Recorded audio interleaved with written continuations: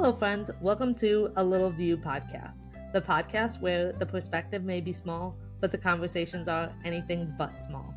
I'm Gwen, your podcast host, a soon-to-be dietitian, a health coach, and an advocate. This is a podcast where we talk about things that aren't talked about. We're the voice for the unrepresented. We're having empowering conversations about healing your mind, body, and soul. And we're bringing on guests to share their inspiring stories. This is A Little View podcast. And I just want to say a little disclaimer that this podcast is for educational purposes only. It is not medical advice. Always talk to your doctor about your own health journey first. And today on the podcast, I have Jake Brasfield. Jake is also a little person just like me. He also happens to have achondroplasia just like me.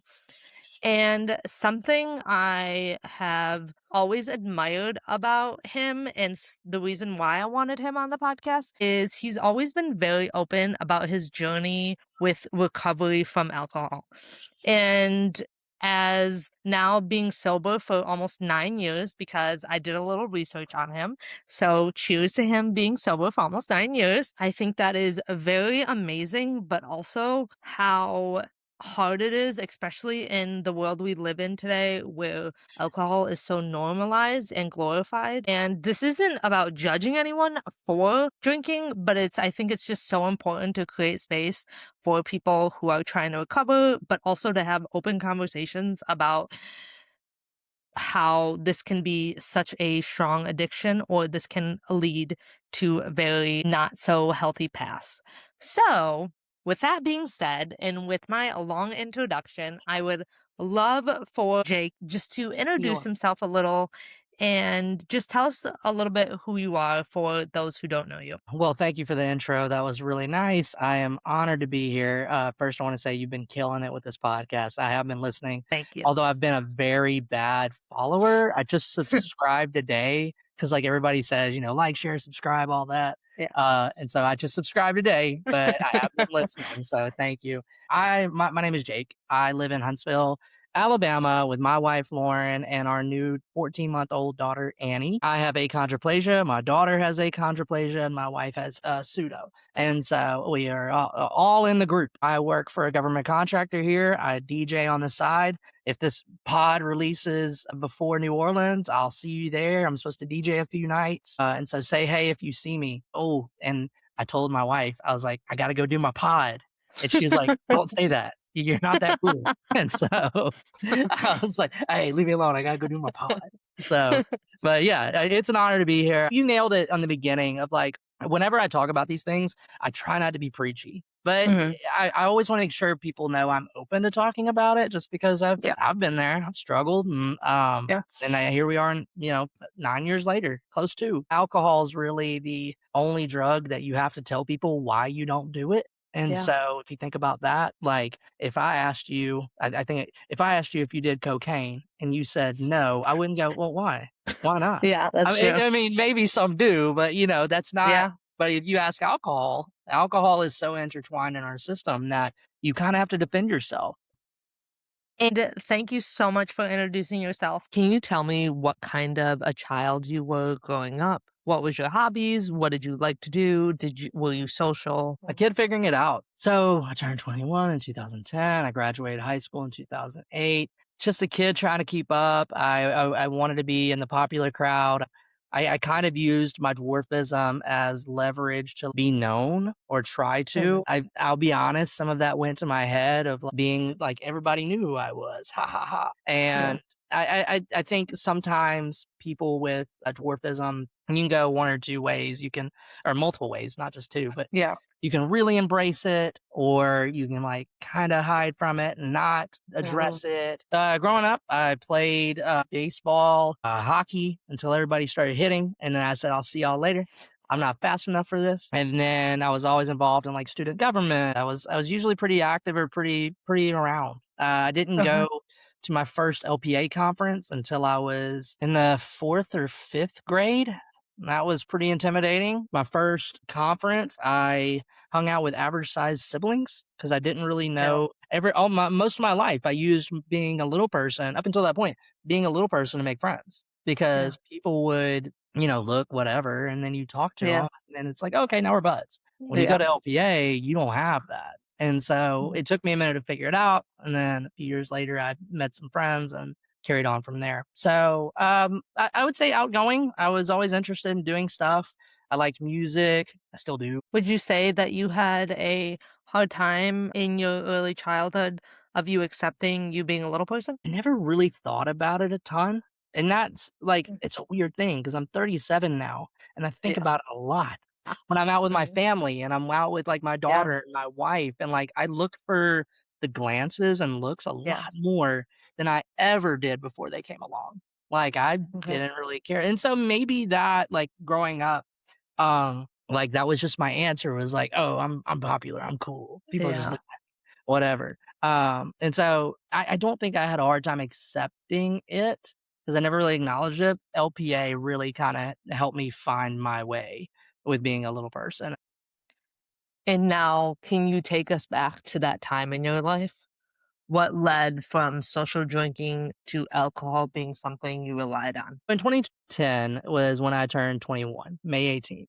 And so I had about 7 months of drinking Mhm. before my brother tragically passed away. He was hit by a car. And so that changed my relationship with alcohol and partying a little bit. That type of trauma is a little hard for someone to deal with at Mm. that age. I mean, for anyone, you to lose a brother at that age, but And during that how old right did you say you were? I was 21, he was 14. Oh, And oh so yeah. he was, Oh, yeah. 7 years younger than me. And so right then, my relationship with it was very different. I would lean on it to numb, to forget. And then you fast forward, 2012, I graduate college. All my friends are back in school.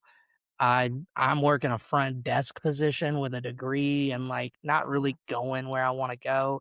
So you lean into it a little bit more. Then I started going to clubs and started meeting Mhm. people and I'd go out with them. But being a little person, you get Yeah. looks. People check you Yeah. out. People want to, oh, look at this guy. Like, the Yep. looks, the camera, whatever. Yep. Well, if you're drinking and you're numb, you don't really know, you don't really notice that as much, but they do. So Mhm. if I was drinking and numb and partying, I thought it was like, what do I care? I'm drunk. It's like, no, it just made it worse. And Yeah. so 2013 happened. I was going out to clubs and bars. And then the worst thing that happened, besides my brother, of course, Uber and Lyft came to Huntsville. And so if I wasn't drinking and driving, I was good. So I Oh, would yeah. get an Uber or a Lyft and I would go downtown with my friends and I'd get an Uber or Lyft home. But as long as I wasn't drinking and driving, I was fine. I always had a reason or a thing. And so it was just kind of this perfect storm of just bad news and access. And that just kind of created my story with it. I had a bunch of people kind of talk to me and go, "Hey man, this isn't I don't like where you're headed. I don't like how this is Mhm. looking. I don't really want to be around you if this is who you're going to be." And that was tough to hear, but I would always find a way to go, you're just not cool. Like this is what cool Yeah. people are doing, right? Like everybody's having Mhm. a good time. I'm having a good time. We're all having fun. That just wasn't the truth, but it was what I was able to tell myself. Because I was like, I don't have a problem. I don't have a problem. So the start of my drinking story, that's just kind of the run of it.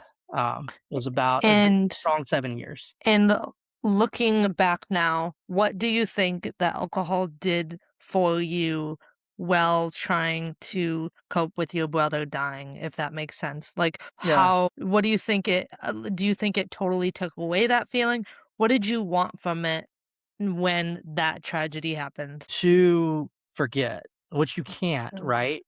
Like, I would Mhm. look at it to forget, and then I would also use it as a pass to be emotional. I'd just be like, "Oh, I'm sorry, I'm drunk." I didn't talk about those feelings a ton Yeah, when I was sober, but if I was drunk, I'd let it out, yeah. or I would drink to forget the full thing, or try to. That Maybe. makes sense though, because Yeah, if you are upset that your brother died, but the only way you can quote unquote share those feelings is you can be like, oh, now I'm drunk, so I'm crying. So now it's actually just me being drunk. You're trying to find something to fill that void right. because what was there is not there anymore. Right. And, like, some people do that, like, it's a trait people do with alcohol. It's a drunk man's words is a sober man's thoughts. And Yeah. so, Mhm. like and that can be, like, with anyone, like, oh, like, you text a girl or guy or whatever, and you're like, Yeah. "Oh, you feel a little risky." And the next morning, you'd be Yeah. like, "Nah, I was just drunk. I was just drunk. That wasn't Yeah. real." But it's Yeah. like, in my way, it was a little bit different just because I was, like, dealing with the trauma and just wanting an excuse to either forget or to dump it out, and that was it. So, again, they don't advertise that on Miller Lite or Jack Daniels. Do you think it also played into your dwarfism as well? Because even me going out in public in my teens and in my young 20s, having people stare at you, especially when you're with a crowd, is hard. Mhm. So, do you think you use that to cope with you being a little person as well? Yes. Yeah, because we were going out to clubs and bars and, like, I live in a good part of Alabama. I live in Mm, Huntsville. With that said, we were going to bars and places that I didn't really agree with folks, or those people kind of found me more interesting than some others. And so mhm. to ease with that, what would I care because I'm drunk? I don't care what they're doing. Yeah. Look at me. Mm, Like I'm showing you that I can come here and have a good time, and it doesn't matter if you're looking at me because look at me. I'm having fun. But then it's like people yeah. always notice the drunk little person before Yeah. they notice the chill little person, and so it's kind Yeah. of a oxymoron, I guess. So I think I definitely did use it for some aspects of being a little person. As we know, LPA has been a big influence on both of our lives. I've talked about it on my podcast before, but would you say that LPA, or I'll just say the little people community, kind of influenced your relationship with alcohol?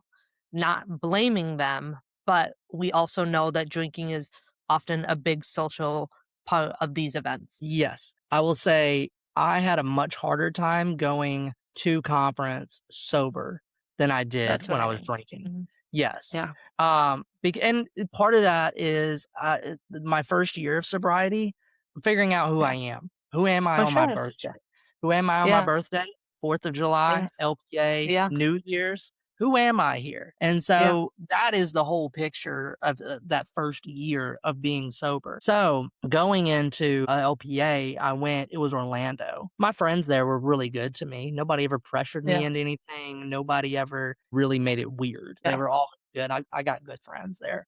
And so that wasn't hard, but each event was around alcohol. We're gonna go Alcohol. up to Yeah. this bar. Well, yeah, we're gonna go to this bar and get For it sure. like before the dance. We're gonna go up to this person's room. Mm. A lot of it is surrounded by alcohol, and that's not LPA's whole agenda. So I'm not sitting here bashing LPA. It's just the culture that is or Yeah. has been. I haven't been in a long time. But during my run, it was very easy to get my hands on alcohol before 21 and after 21. And Mm. again, it was one of those, well, why don't you drink? Like Mhm. that type of energy. And so, yeah, it took me a second to figure out who I was there. This conference coming up is going to be my first one since Orlando National, and I'm returning with my wife and kid, and so I think it'll be a very different story for For me. sure. When I was single and sober, it was tough. But on the flip, I want to say it was worth it. Yeah. It was completely worth it. And it was worth it that because I was able to find, where I'm at now, and it was But all worth it in the end. But I think one thing I do wanna say is and thankfully my wife, Lauren, is the best thing in the world, and I'm so thankful for her and my life now. When I was sober and single, I had a hard time talking to women yeah. at conference because some had been drinking and Yeah. some hadn't. Not every woman there is For sure. drunk. Yeah, but, Yeah. like, it was that weird, like, "I'm not drunk, but you might be." Yeah. And I think about the weight of that week. What I mean by that is like how much weight some people put into that week. Whether it's I want to show you I can party more than you. I want to show Yeah. you that I can play DAAA basketball better than you. Yeah. I want to show you that I can get a girl or a guy. And if that works out for you, great.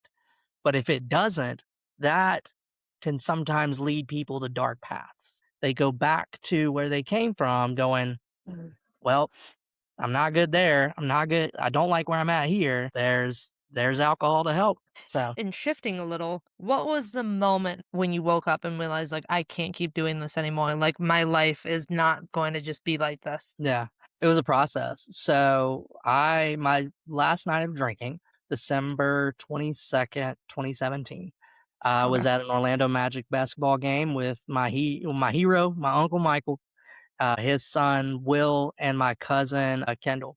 And there's no reason for me to be drinking that much there, but I blacked out. And Will was, I think, 7. He was way too young to see me like that. Yeah. My cousin's younger. My uncle's like taking care of me, and it just wasn't a drinking thing. And so Mhm. I took way too much to drink. So the next morning, he was like, "Hey, why don't you come ride with me to come get this ice from the gas station?" Okay. And so we went, and he talked, and I listened. And that humiliation, that embarrassment, that one got me because that's my guy. But then again, in that instance, like I had a few times where I was like, I'm gonna stop drinking. I'm done. I'm done. And then about a month or two would go by, and I'm like, it wasn't that bad. I can do one. I can do one. I can do a few. It's okay. Mhm. And then I'd be back where I was, and I'd wake up with the regret, the anxiety of, like, texting my friends being like, "Do they hate me? Do you guys we good? Yes. Are you mad at me?" So, it wasn't really until I got to my first 100 days that I was like, "Okay, I'm doing this. This is who I am now." It's the best thing that's ever happened to me. Like, my wife, Lauren, and Annie, I can never say they were the best thing that ever happened to me because without sobriety, they don't happen for me. And that's a Yeah. tricky thing to say because, like, there's No, for nothing in the sure. world I would trade for them. They're the Yeah. best, and I'm so thankful. But without this one thing, I don't have what I have. Then again, there was that 100 days of getting through it, of getting through that first 100 and going, "Okay, I think I'm gonna do it." All of these places where I would have drinks and going to them for the first time and going, "Hmm, alright, who am I here? What am I doing?" And it it worked out eventually, it did, and it was the best thing for me. So, that was the start of my sobriety journey. And it's so funny because a side note is so I don't really know if you'd want me to share this on here. Yeah, Is my dad has been sober for since I was 2 years old, good so for him. 25 years, and he's getting me through school, he's helping me pay for it and all that.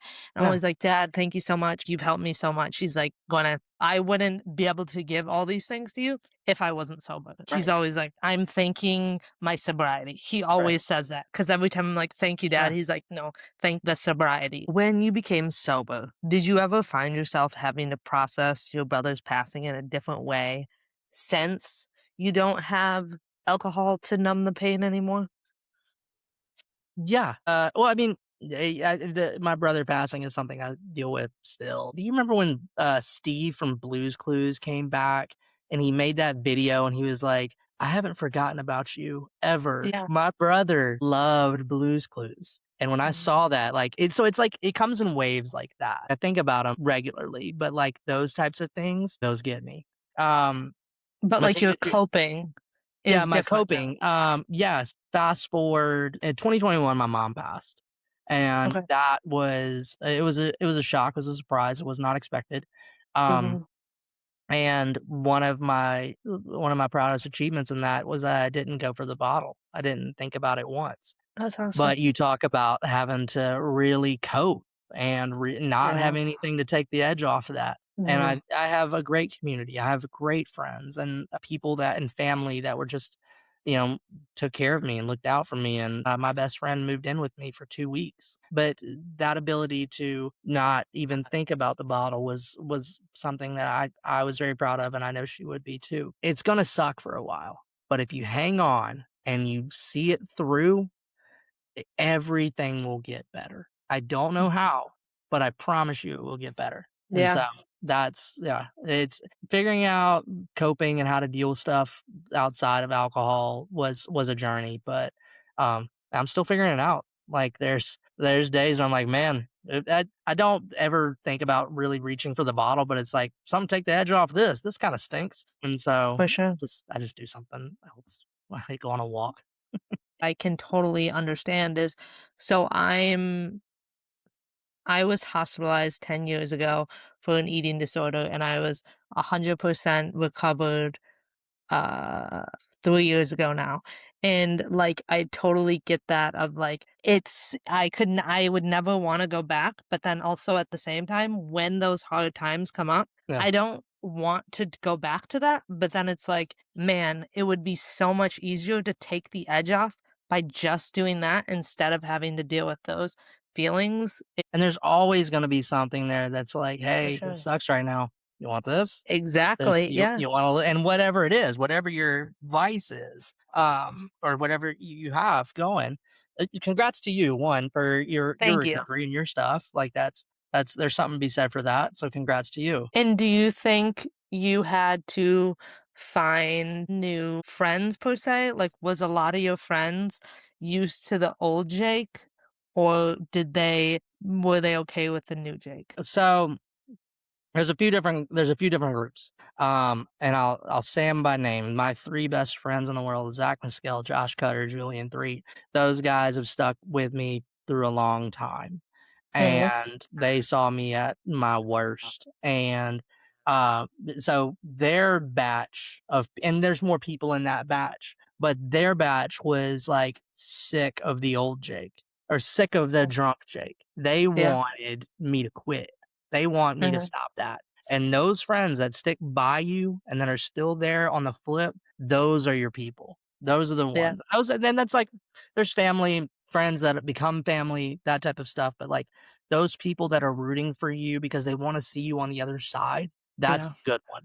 There's another batch that it's like, "Well, I used to hang out with you guys at this bar, and we'd always go to this one, and I'd meet you here on Thursdays for these drinks." And it's like, they were cool, but when you remove that and you're not going out with them as much, or you're not doing Mhm. that anymore, and the friendship kind of just dies, then say what you want about it being a friendship. Were you friendship? Were you drinking buddies? Which one was it? Yeah.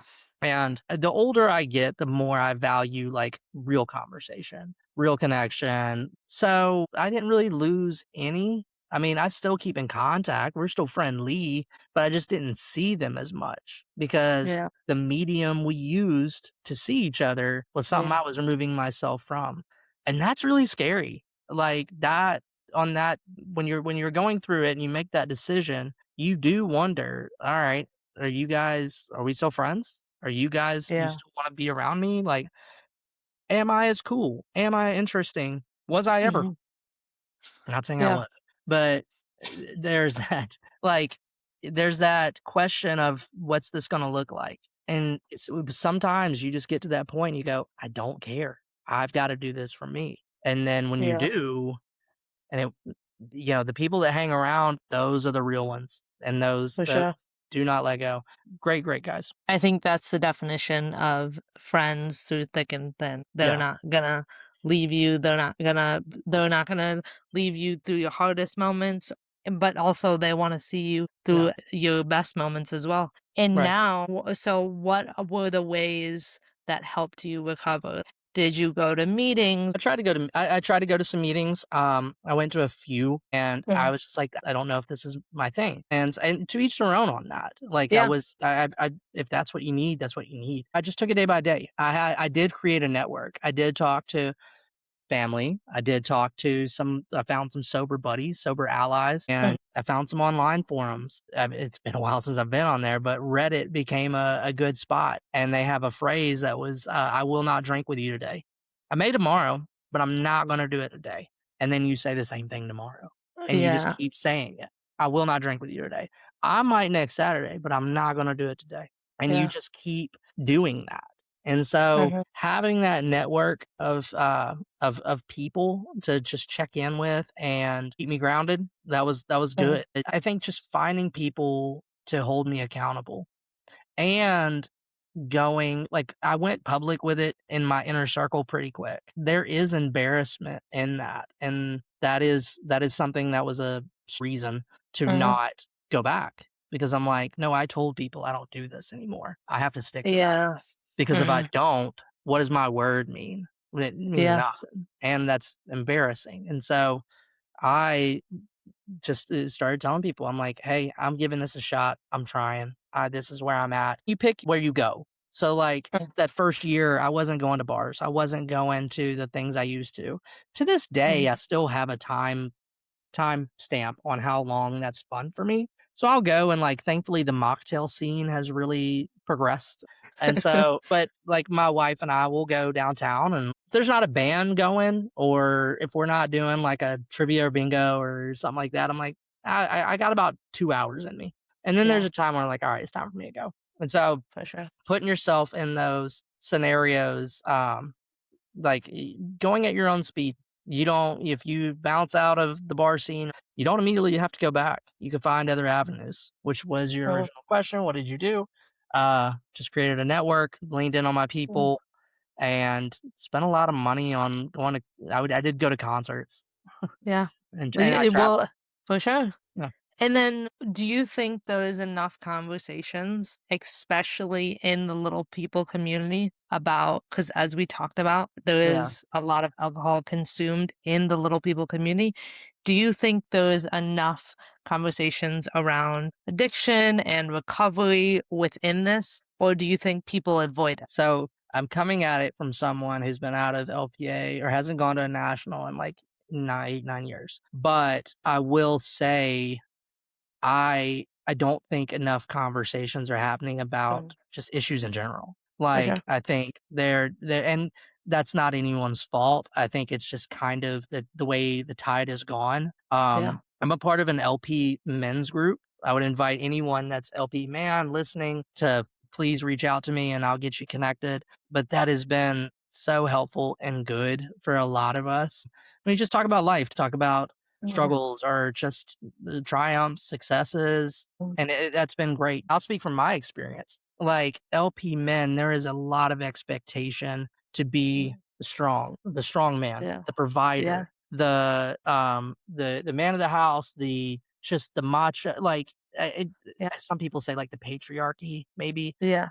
Like I the don't. breadwinner. Yeah, Yeah. like you need to be the provider. You need to be the big, Mhm, like big, tall, whatever. And so mhm, I think as some including myself, I'm not saying every LP man thinks this way, yeah. but I think that that pressure does get to you. And I think Yeah. there needs to be more conversation and going, "Hey, For it sure. doesn't have to be like that. It's okay." Exactly. Like that you don't have to always kind of prove yourself.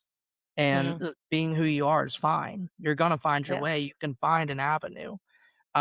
And so I think the outside pressures of that can sometimes make it harder. So you've been sober for almost a decade now. You are married, you have a beautiful wife and a beautiful daughter, and you built a life that you once never thought was possible. If you could sit down with the version of who you are now, before, what would Now, you tell yourself? first I wanted to show my girl. That's So it. cute. There's the color. There's the good color. Yes. What a question. Thank you. What would I tell him?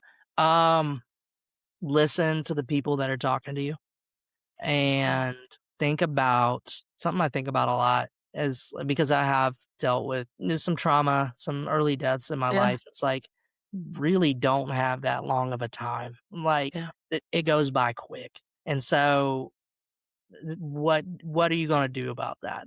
Like, mm, I would like to sit down and tell him, "Hey, you're gonna have a beautiful wife, you're gonna have a beautiful kid, yeah, things are gonna work out." But, like, because then I don't know if I would make the changes that I made, I'm like, "Oh, well, I'll yeah, eventually get there." But, yeah, like, I think you like, the freedom that came from when I stopped drinking alcohol was mhm, something that I wanted to speak on. It was that I could go to any concert I wanted to. I could do anything I wanted to. I could travel, I could drive, I could like I could do anything because yeah, I didn't have that obstacle in the way. That danger that hey, I could get somewhere and take a drink and things could go bad. No, there is power in going out with your friends and saying, "All right, I'm out, guys," and then driving yeah, yourself home and waking up the next morning and feeling fine. And yeah, so yeah, I would tell my younger self, stick with it And these people that are they wanna see you win, and your friends wanna see Mhm. you win. If you think you so this and sometimes this is where I put myself in, like, I'm not saying don't drink alcohol. If you have a Yeah. okay relationship with it, go for it. That's cool. If you ever think that you have a problem or might have something going on, you don't have to have it. It can get Yeah. better. There is Yeah. a life after it. If you enjoy alcohol, go for it. But if you Well, think if you wanna learn about a life without it, it's worth it. I promise you that. yeah. Well, I think that was great to end on that, but Yeah, I want to ask one more question before we end. bring it. And this kind of what you answered, but for anyone listening today who feels trapped in addiction or thinks recovery isn't possible, what would you tell them? It is. One day at a time, stick with it. The early parts they're gonna suck, the early Yeah. part, but if you give it a second, it'll all get better. Like, in my experience, that's what I had. Um, I would say it gets better. Stick with it. It'll suck for a while, but stick in that for a minute, and I cannot say it enough. It will get better. And what kept you going on your hardest days that you wanted to give up? So they have this phrase that says, "Play the whole tape." And so, like, when I would go out and when I would have moments, and I'd be like, "No, I could take a drink. I could do that. I can go to the Huntsville Havoc. It's our minor league hockey team. Excuse me, I could go to the Habit game and have a beer, that'd be fine." They say, "No, play the whole tape." And what they mean by that is, all right, you went to a Habit game, but how'd you get home then? How did you Yeah. feel the next day? How many people did you text going, "Did I hey, we still cool? Hey, I'm so sorry about that. Like, thank you for Yeah. buying my Uber." Like, yeah, "Hey, also, did I do anything stupid?" Like, like that. How many times that happened to me? And it's like, so every time I would reach that minute of just like, "No, I think I can have a margarita." Play the whole tape. How did it go Yeah. last time? And so that's what that phrase stuck with me for a while of just play the whole tape, Uh-huh. and you will remember why you're not doing this anymore. Yeah. Well, thank you so much. I think this was such a valuable episode, and I am Thank you. so excited to have my listeners listen to this because I think this is a topic that a lot of people don't talk about and also Yeah, avoid when it's something that needs, as we said, needs to be talked about so much more because right. it is so relevant in the society we live in today, but also in our community as well. Oh, Thank you for having me. You're killing it. This is awesome. Keep going. Good luck on all your stuff, all your journeys and everything, and, I really just appreciate you having me on. It means a lot. yes, thank you, and thank you everyone for listening. And go subscribe. Don't be a Okay. bad listener. Go subscribe. And thank you, and just like Jake said, make sure to like and subscribe for more episodes, and we'll see you guys next time. Bye.